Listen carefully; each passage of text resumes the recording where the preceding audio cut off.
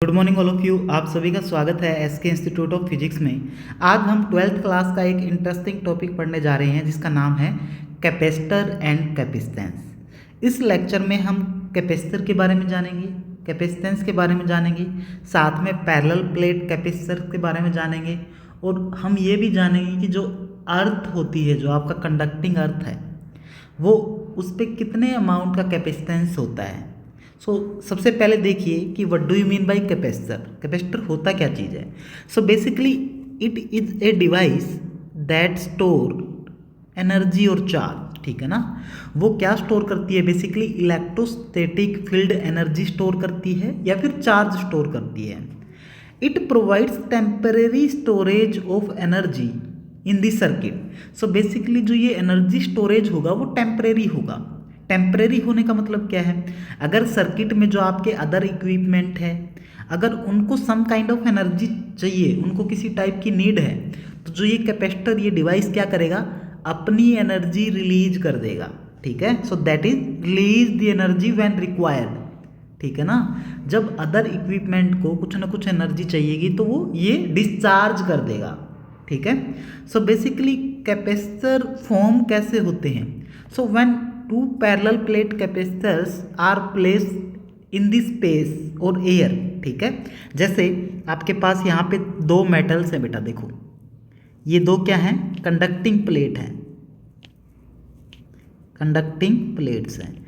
इन plates को air में रख दिया गया है। इन दोनों के बीच का जो सेपरेशन है वो कितना है, स्मॉल डी है।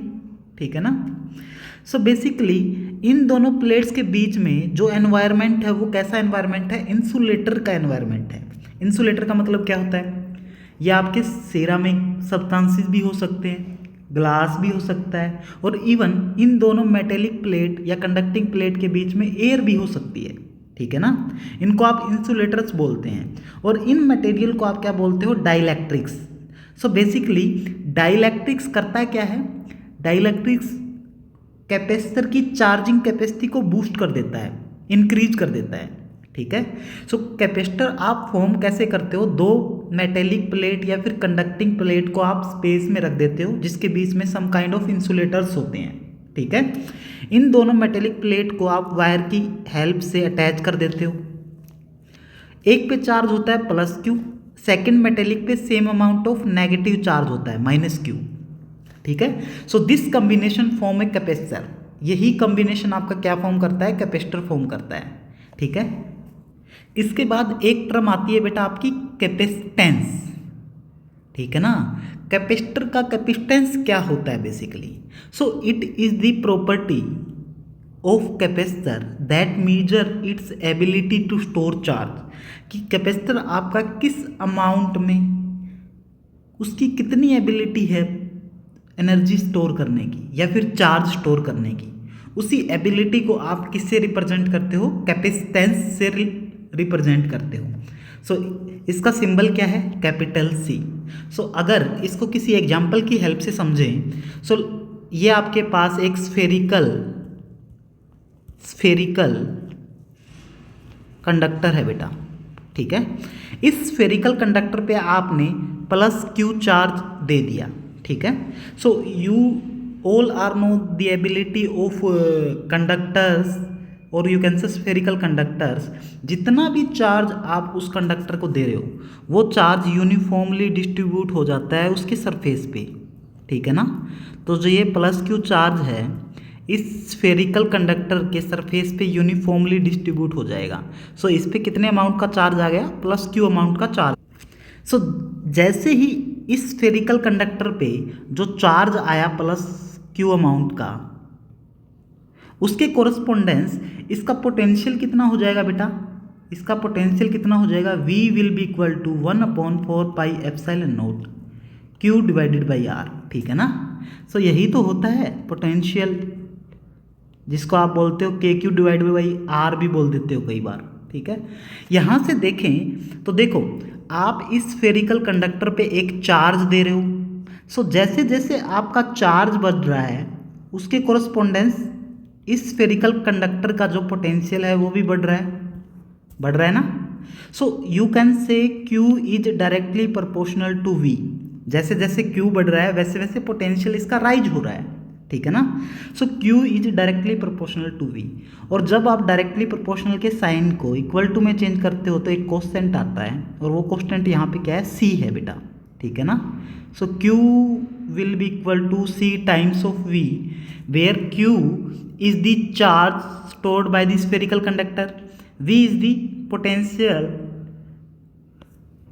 of spherical conductor, and C is the constant of proportionality here, constant of proportionality, जिसका नाम क्या है बेटा, कैपेसिटेंस,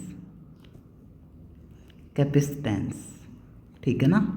सो यहाँ से आप एक चीज़ और देख सकते हो बेटा, यहाँ से आप एक चीज़ और देख सकते हो। सो जैसे जैसे आप इस स्फेरिकल कंडक्टर को Q चार्ज दे रहे थे, वैसे वैसे जो V है वो आपका इंक्रीज हो रहा था, राइजिज हो रहा था। सो that means Q divided by V का जो रेशियो है वो हमेशा ही कोस्टेंट आएगा, और वो कोस्टेंट किसके इक्वल है, C के इक्वल है। वो चीज़ आप इस इक्वेशन से भी देख सकते हो, C will be equal to Q divided by V, ठीक है ना। सो यहाँ से आपके पास कैपेसिटेंस किसके इक्वल आ गया, Q डिवाइडेड बाई V के इक्वल आ गया। So this is the general formula, this is the general formula of capacitance, ठीक है। सो यहाँ से देखें तो कैपेसिटेंस की यूनिट क्या हो जाएगी बेटा, यूनिट की अगर हम बात करें तो कैपेसिटेंस की यूनिट बात कर रहे हैं तो charge divided by voltage, charge की यूनिट क्या होती है, कूलैम, डिवाइडेड बाय वोल्टेज की V, so it will become coulomb per volt. इसी को आप क्या बोलते हो, फैराड, फैराड, इसको F से रिप्रेजेंट करते हो बेसिकली, ठीक है। सो अभी तक हमने क्या सीख लिया, कैपेसिटर के बारे में सीख लिया, कैपेसिटेंस के बारे में सीख लिया, और कैपेसिटर फॉर्म कैसे होता है वो भी हमने सीख लिया। अब हम बात करते हैं कि आपका अगर कोई सिंगल स्फेरिकल कंडक्टर है वो कैपेसिटेंस की तरह कब बिहेव करेगा, ठीक है ना। ये देखिए, सो हेडिंग डालेंगे स्फेरिकल कंडक्टर, ठीक है। इसके बारे में थोड़ी सी जनरल इंफॉर्मेशन लेते हैं।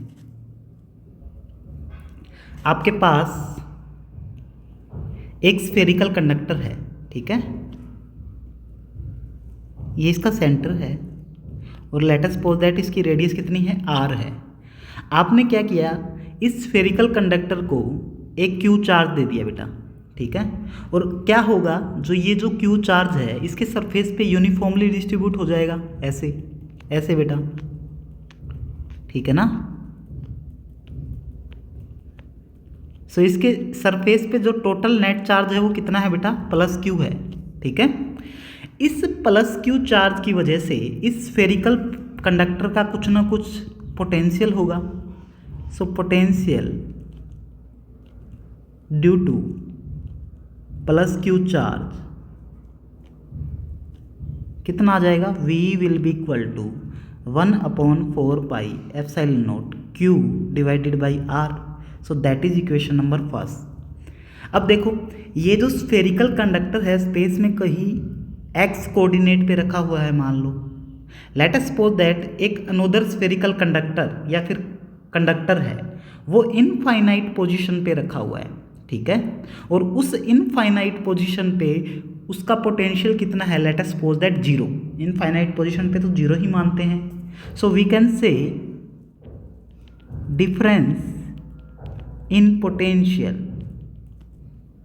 वो डिफरेंस इन पोटेंशियल को हम किससे रिप्रेजेंट करते हैं, VD से रिप्रेजेंट कर देते हैं, मान लो। सो VD किसके इक्वल आएगा बच्चों, V minus potential at infinity. So V is the potential at, जहाँ पे आपका जो ये स्फेरिकल कंडक्टर रखा हुआ है उस पर कितना पोटेंशियल है, उसकी अमाउंट कितनी है बेटा, 1/4 pi epsilon naught Q divided by R, minus infinity position पे जो कंडक्टर रखा हुआ है उस पर पोटेंशियल कितना, 0, ठीक है। तो यहाँ से देखें तो पोटेंशियल डिफरेंस आपके पास कितना आ गया, वो पोटेंशियल डिफरेंस VD आपके पास आ गया 1/4 pi epsilon naught Q divided by R।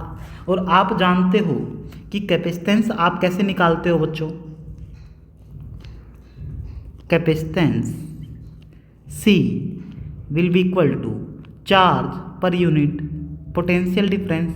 यहाँ से देखें तो C will be equal to Q divided by 1/4 pi epsilon naught Q divided by R। इसको जरा यहाँ से सोल्व कर लो बच्चों, Q से Q कैंसिल आउट हो गया। सो यहाँ से आपके पास C क्या आ गया 4 pi epsilon naught times of R। ठीक है,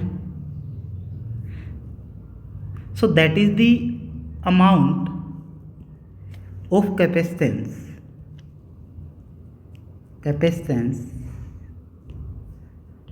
फॉर ए स्फेरिकल कंडक्टर। ठीक है ना। सो दैट मीन्स आप ये बोल सकते हो कि एक सिंगल स्फेरिकल कंडक्टर भी आपका कैपेसिटेंस की तरह या फिर कैपेसिटर की तरह बिहेव कर सकता है, और उसकी कैपेसिटी कितनी है चार्ज स्टोर करने की, वो आपकी है 4 pi epsilon naught times of R, this relation. ठीक है ना। यहाँ से अगर आप एक चीज़ देखो, अगर आप अर्थ के बारे में बात करो बेटा, ठीक है ना, अर्थ भी तो आपका एक कैसा है कंडक्टिंग मटेरियल है ना। ठीक है ना। सो हम यहाँ पे किसके बारे में बात करना जा रहे हैं, अर्थ के बारे में बात करना जा रहे हैं। अगर आप अर्थ की कैपेसिटी निकालो, अर्थ की कैपेसिटी कितनी हो जाएगी 4 pi epsilon naught times of R। So what is the radius of earth, what is the radius of earth. अगर आप रेडियस ऑफ अर्थ की बात करें R will be equal to 6400 kilometre, यानी कि 10⁻³ मीटर।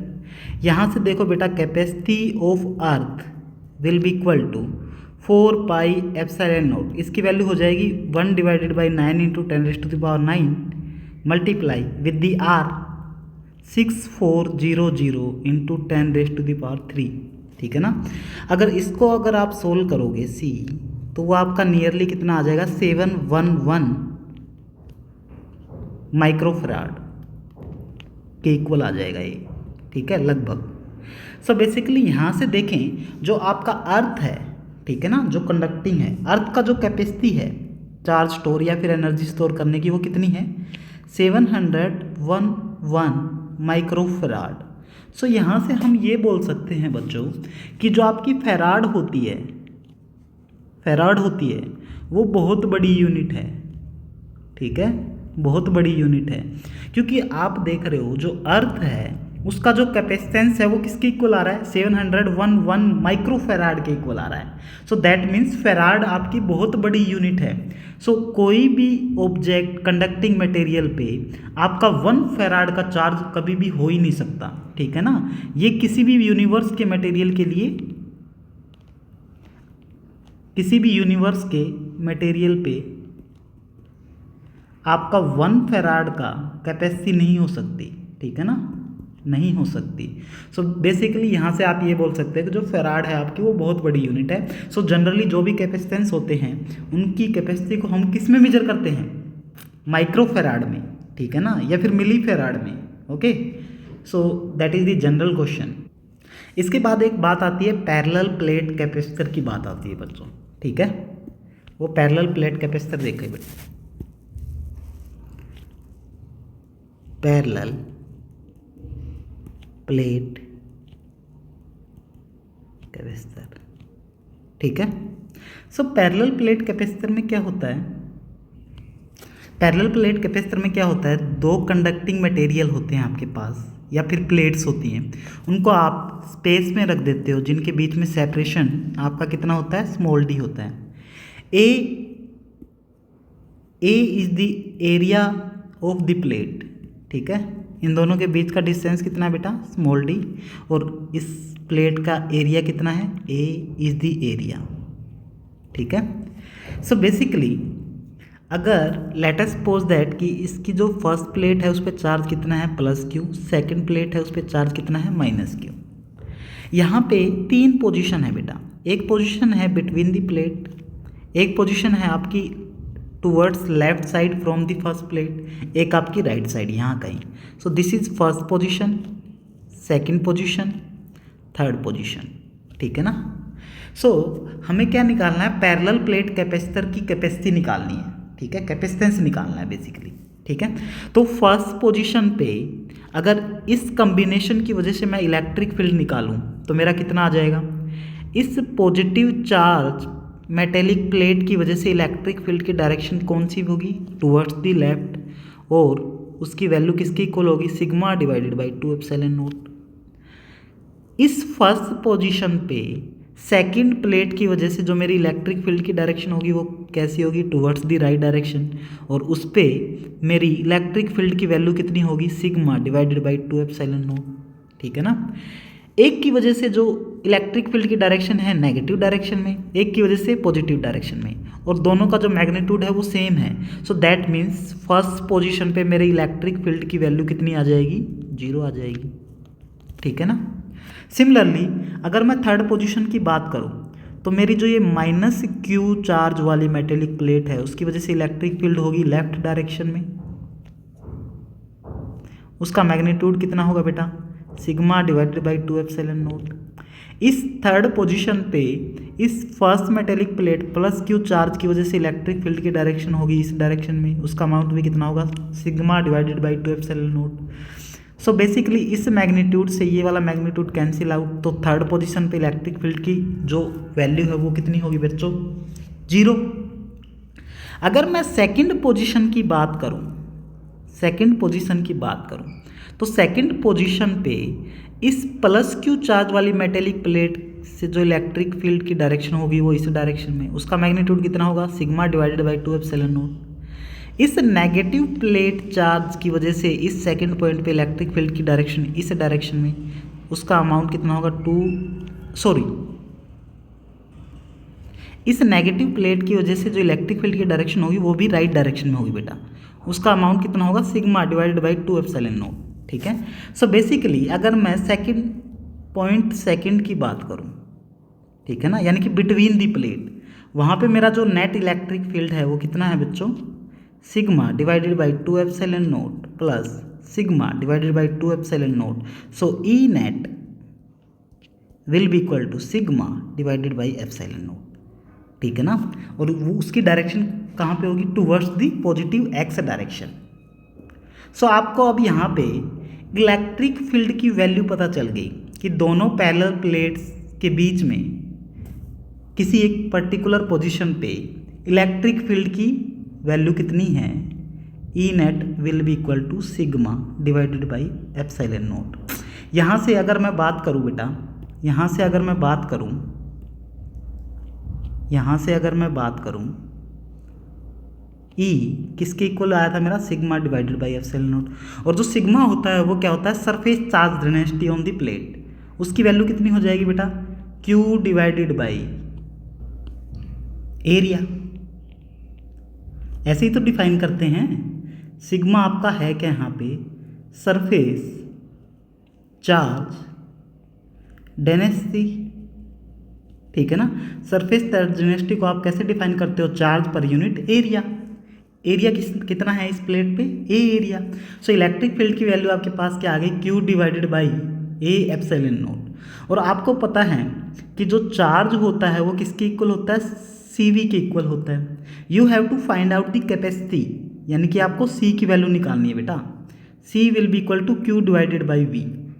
आपको चार्ज की वैल्यू पता है, अगर आपको पोटेंशियल की वैल्यू पता चल जाए इस कॉम्बिनेशन की वजह से, so you can able to find out the value of capacitance. C की वैल्यू आप यहाँ से निकाल सकते हो।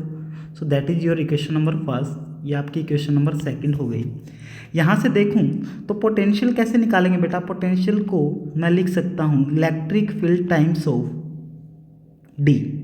ठीक है ना, ऐसे ही तो लिखते हैं, electric field times of distance. So what is the distance between these two plates, D। यहाँ से देखें इलेक्ट्रिक फील्ड की वैल्यू कितनी है बेटा, इलेक्ट्रिक फील्ड की वैल्यू है Q divided by A epsilon not times of D। ठीक है ना। यहाँ से देखो बेटा इक्वेशन नंबर 2 से देखो, C की वैल्यू क्या हो जाएगी, Q डिवाइडेड बाई V, और V की वैल्यू क्या है, QD divided by A epsilon naught. यहाँ से Q से Q कैंसिल आउट, तो आपके पास कैपेसिटेंस C की वैल्यू कितनी आ गई, epsilon not A divided by D। ठीक है। सो यहाँ से बात करें पैरेलल प्लेट की वजह से जो कैपेसिटेंस होगा वो कितना हो जाएगा, epsilon not a divided by D. So that is the general expression बेटा, ठीक है ना। किसका है ये है आपका पैरेलल प्लेट कैपेसिटर की वजह से, पैरेलल प्लेट कैपेसिटर की वजह से। यहाँ से देखें तो पैरेलल प्लेट कैपेसिटर का जो कैपेसिटेंस है सी है वो किस पे डिपेंड कर रहा है बेटा, एरिया पे।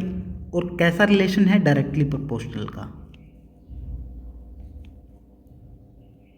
ठीक है ना, एरिया के डायरेक्टली प्रोपोर्शनल है। सेकंड, यही कैपेसिटेंस आपका इन्वर्सली प्रोपोर्शनल है डिस्टेंस बिटवीन द प्लेट्स, ठीक है, इन्वर्सली प्रोपोर्शनल है किसके,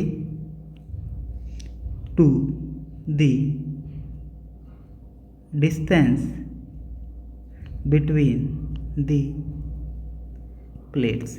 सो जनरली अगर हम प्रैक्टिकल की बात करें तो जो ये डी है, डिस्टेंस बिटवीन द प्लेट, वो वेरी स्मॉल होता है बेटा, लगभग, ठीक है ना। उसकी वैल्यू डी की नियरली जो वैल्यू होती है वो मिलीमीटर के आसपास होती है, ठीक है। और जनरली कई बार उसके साइज पे भी डिपेंड करता है कि कैपेसिटर आपका कितना बड़ा है, ठीक है, सिलेंड्रिकल है, स्फेरिकल है या फिर पैरेलल प्लेट कैपेसिटर ही है, उन चीज़ों पे भी डिपेंड करता है, ठीक है। ये बात हो गई आपकी पैरेलल प्लेट कैपेसिटर की। नेक्स्ट हम बात करते हैं कि जो पैरेलल प्लेट्स कैपेसिटर की जो एक प्लेट है वो दूसरी प्लेट पे कितने अमाउंट का फोर्स जनरेट करती है, ठीक है। तो ये चीज़ देखते हैं अभी। सो हेडिंग डालेंगे force due to parallel plate, ठीक है।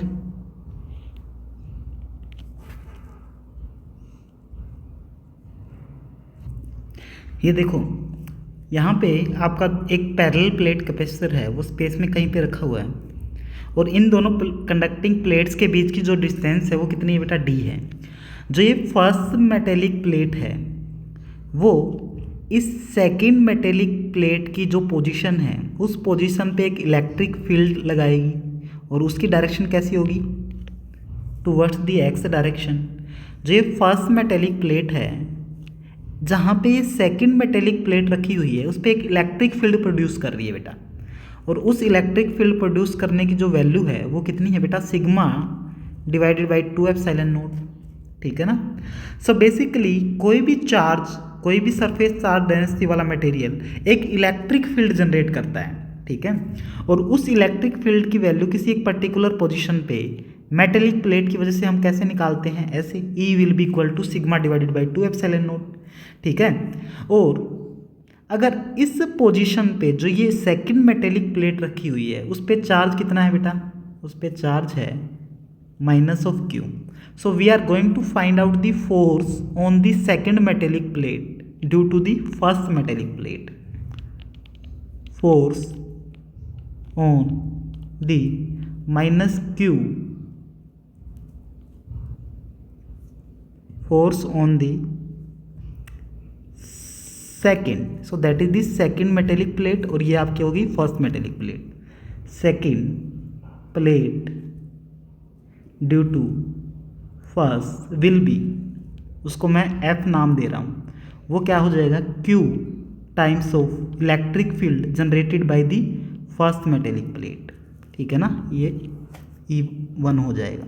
सो F will be equal to charge on second metallic plate कितना है बेटा, minus of Q divided by E1 sigma divided by 2 epsilon naught. यहाँ से देखें F will be equal to minus Q, sigma क्या है, surface charge density on the metallic plate, वो कितना हो जाएगा बेटा, Q divided by area times of 1 divided by epsilon naught. यहाँ से देखें तो आपका F किसके इक्वल आ गया बेटा, F आ गया आपका minus Q square divided by 2a epsilon naught. So that is the amount of force generated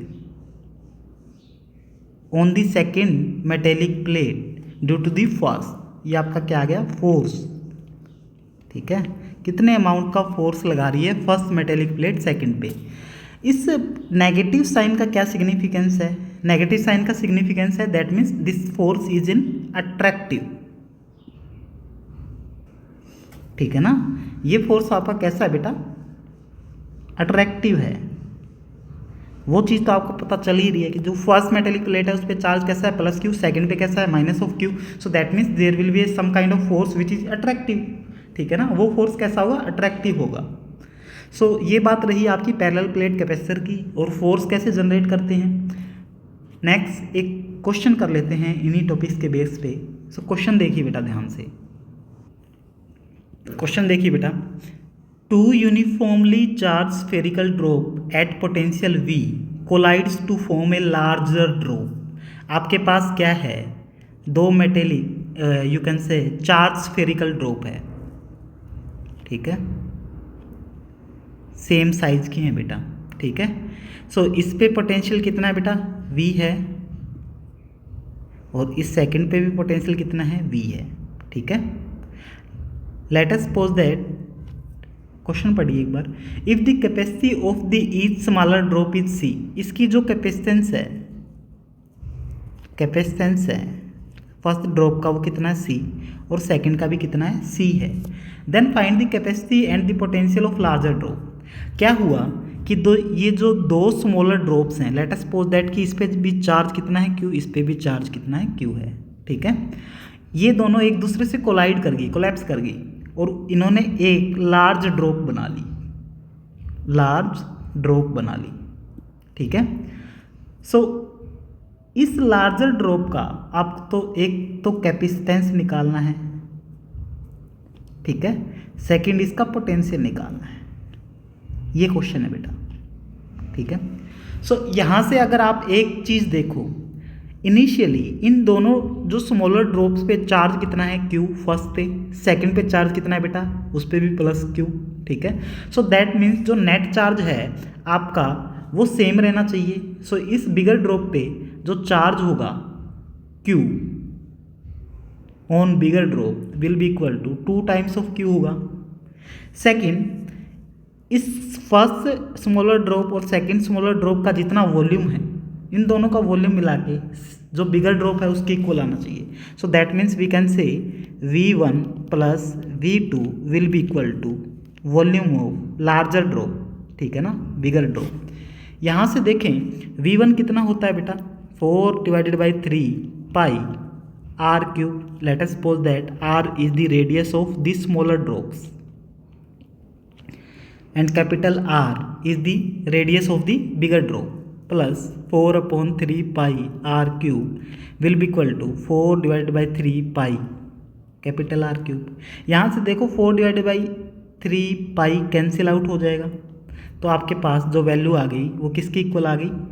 2R cube will be equal to R cube. यहाँ से देखें तो R आपके पास क्या आ गया? 2 की power 1/3 times of R। So that is equation number first, ठीक है।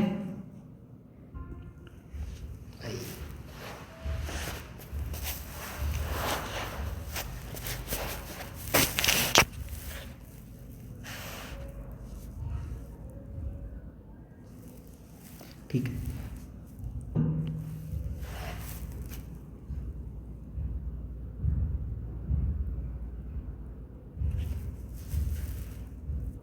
हाँ ठीक है। सो पोटेंशियल निकालेंगे, तो पोटेंशियल कैसे निकालते हो बेटा? सो आपके पास एक रिलेशन होता है Q will be equal to CV के इक्वल होता है, तो यहाँ से पोटेंशियल किसके इक्वल आ जाएगा? Q डिवाइडेड बाई C के इक्वल आ जाएगा। अगर आप बिगर ड्रॉप पे जो चार्ज की बात करें तो वो कितना है बेटा? 2Q है, डिवाइडेड बाई CB आएगा। यहाँ से देखें तो 2Q यानी 2 टाइम्स ऑफ स्मॉल q की वैल्यू अगर इन रिलेशन से देखें आप तो वो किसके इक्वल आ जाएगी? Q will be equal to C times of V आ जाएगा ना, C times of V divided by CB की वैल्यू यहाँ से देखो तो C टाइम्स ऑफ 2⁻⁴ हमने निकाली है। सो यहाँ से देखें तो V will be equal to C से आपका C कैंसिल आउट हो गया, 2⁻⁴ ये 2⁻⁴ 1/3 ऊपर जाएगा तो -1/3 हो जाएगा times of v। So this is the potential on bigger drop और ये आपका है पोटेंशियल ऑन स्मॉलर ड्रॉप। इसको अगर यहाँ से सोल्व करें तो V B will be equal to 2, इसको सोल्व करेंगे तो 2 की पावर आ जाएगा 2/3 times of V. So that means यहाँ से हम ये बोल सकते हैं कि जो potential on the bigger drop वो किसके इक्वल आ रहा है 2⁻² times of potential on the smaller drop. So that is the right answer. So एक पार्ट आपका ये रहा, सेकंड पार्ट आपका ये रहा, ठीक है। सो बच्चों आज के लिए इतना ही। नेक्स्ट लेक्चर में कैपेसिटेंस का जो अदर पोर्शन है वो भी अच्छे से करने की कोशिश करेंगे। Thank you, bye bye.